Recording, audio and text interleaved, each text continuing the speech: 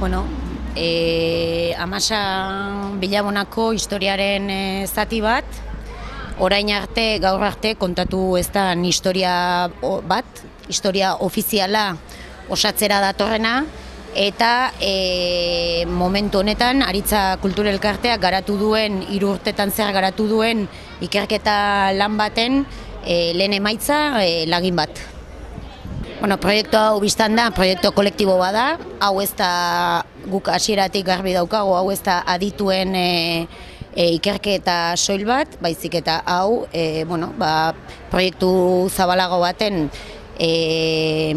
lagin bada, eta biztan da guk hau dena egiteko 2 elementu importante erabili ditugu, batetik artxibo historikoen arakatzea, bai estatu mailakoak gai honetan espezializatuta daudenak, eta gero erabili ditugu baita ere senideekiko zuzeneko hartu emanak.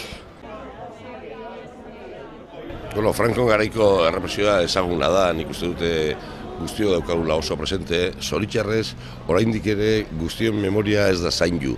Eta zoritxarrez gaur egun ere oraindik eskubide urraketak pairatzen ditugu. Nik uste dut iragana gogoratu behar dugula, berreskuratu behar dugula memoria, baina gehien bat gaur egun ere bizi ditugun garai hauetan giza eskubideen urraketa guztiak bermatu egin behar ditugula, eta horretarako oso importantea da iragana ezagutzea.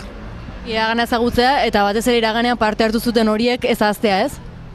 Noski, biktimak beti biktima dira, eta hemen batzuk gerra piztu egin zuten, eta beste batzuk gerra horren ondorioak pairatu egin behar izan zituzten, eta horretarako hien izenak, hien memoria, hien lanak gogoratu egin behar dira.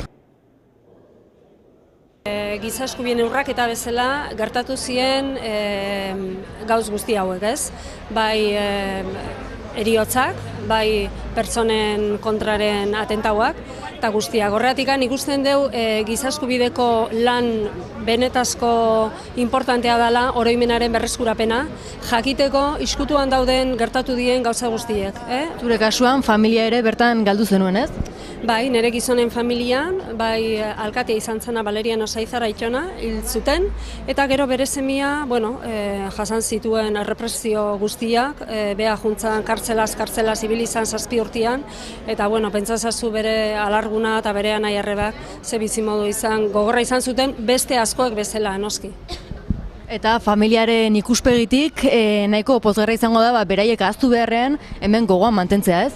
Bai, noski, guk aldunditikan hause gaina bultzatzen egeana, ez? Ezin dela gauze hauek isiltasunean gorde, baizik justo kontrarioa, honen lan alde inberdeu, berreskuratu gertatu zana, eta biktime guztiei merezi dituzten bere eskubideak bermatu. Hau edie, egia, justizia eta ordaina.